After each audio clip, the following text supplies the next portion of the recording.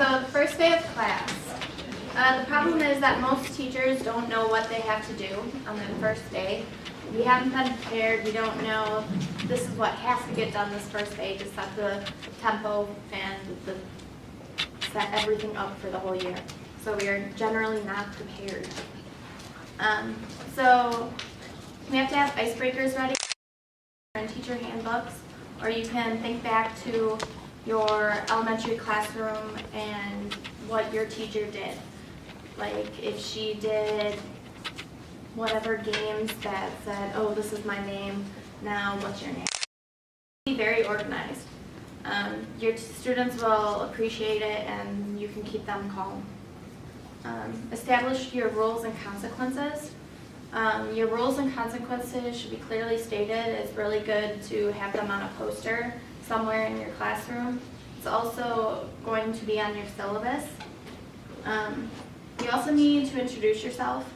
If you're married or whatever your relationship status is, that's a good thing to include. If you have kids, that's a great thing to include.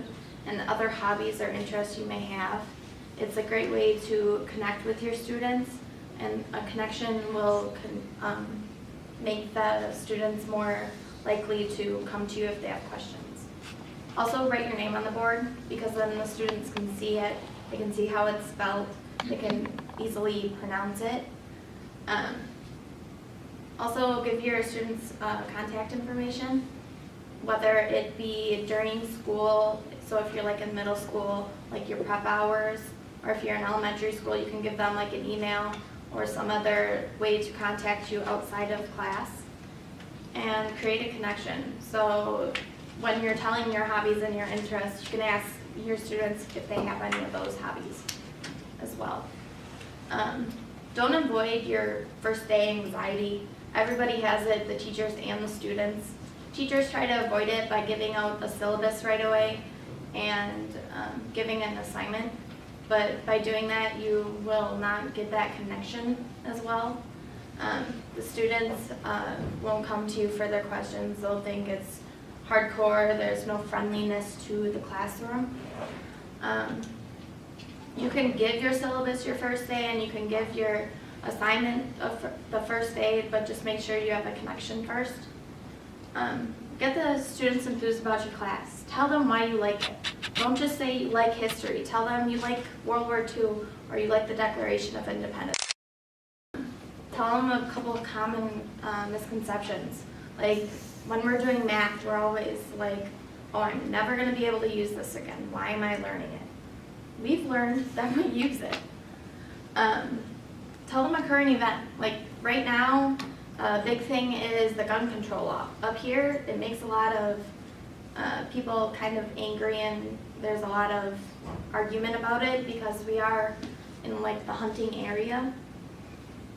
Also have time for your students to ask questions.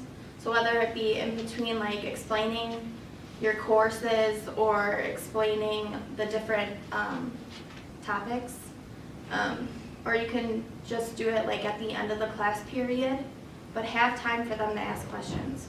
And with those questions, you may have to make some changes, so be open to those changes. Have a schedule or checklist. This way you know what has to get done and what has gotten done. So if you run out of time to get everything done, you can continue on it on the second day. Have a plan B, because with your questions and your changes, your plan A may not work. Also, make sure you have something planned if you have extra time.